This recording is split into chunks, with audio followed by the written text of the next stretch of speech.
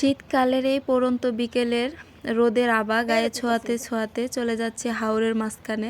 কেন যাচ্ছি আর কি করতে যাচ্ছি সেটা পুরো ভিডিও দেখলেই বুঝতে পারবেন। যাই হোক, এদিকে আমার মেয়েটাকে অনেক চেষ্টা করতেছিলাম হাঁটানোর জন্য, মানে একটু স্পিডে হাঁটার জন্য, কিন্তু বেচারি একটুও হাঁটতেছে না। আসলে আমার মেয়েটা কেন জানি একটু এরকম, মানে সবাই যখন এই কাজটা করতে বলবে তখন সে হচ্ছে তার মতোই সময় কাটানোর চেষ্টা করবে। জানেন, আমার মেয়েটাকে যখন কোনো জায়গায় নিয়ে যাওয়া হয় তখন আমি বাড়ি থেকে অনেক কিছু শিখিয়ে নেই, কিন্তু কে শুনে কার কথা। ও হচ্ছে ওর মতোই থাকতে বেশি পছন্দ করে, মানে কোনো জায়গায় গেলে। তবে এখানে আসার আগে ভাবছিলাম মেয়েটাকে নিয়ে কয়েকটা ভিডিও বানাবো, কিন্তু ও যা শুরু করছে কোনোভাবে আর ভিডিও করা হয়। যাই হোক, এদিকে আমরা এসেছিলাম কিছু সরিষা ফুল নেওয়ার জন্য। শীতের সন্ধ্যায় এরকম সরিষা ফুলের পাকোড়া খেতে কিন্তু ভীষণ ভালো লাগে। আপনারা যারা এখনো এই শীতের মধ্যে সরিষা ফুলের বড়া খাননি, অবশ্যই কিন্তু আমাদের বাড়িতে চলে আসবেন। যাই হোক, এদিকে ফুলগুলো তুলে আমি ভাবতেছিলাম কি দিয়ে নেব। যেহেতু বাড়ি থেকে কিছু আনাও হয়নি, তাই ভাবলাম যে পাশে একটা পুকুরের পাড়ে কলা গাছ আছে, এখান থেকে হচ্ছে একটা কলার ফাতলা পেরে নিই। তো এই তো আসলাম কলা গাছ থেকে কলার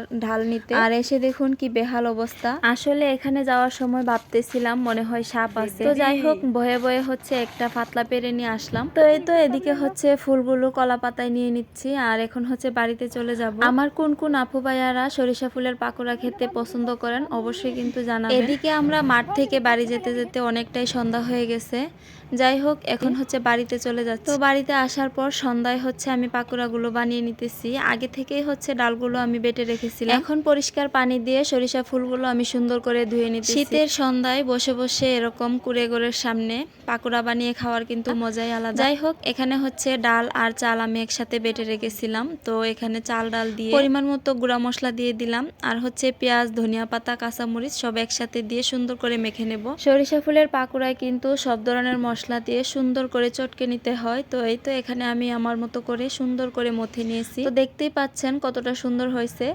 আর এই তো এখন একটা একটা করে তেলে দিয়ে দিতেছি। আর আমার পাশে কিন্তু অনেকজন বসে আছে এই পাকোড়া খাওয়ার জন্য। সবাইকে গরম গরম পাকোড়া পরিবেশন করে দিলাম। সবাই তো খেয়ে বলতেছিল অনেক টেস্টি হয়েছে। আর সব থেকে মজার বিষয় হচ্ছে এরকম গরম গরম পাকোড়া বা যে কোনো নাস্তা হোক, চুলার পাড়ে বসে খাওয়ার কিন্তু মজাই আলাদা, আর এটা একমাত্র গ্রামেই সম্ভব। যাই হোক, যারা যারা শহরের আপু ভাইয়ারা আছেন তারা হয়তো অনেক মিস করতেছেন, তবে সবাই আমাদের জন্য দোয়া করবেন।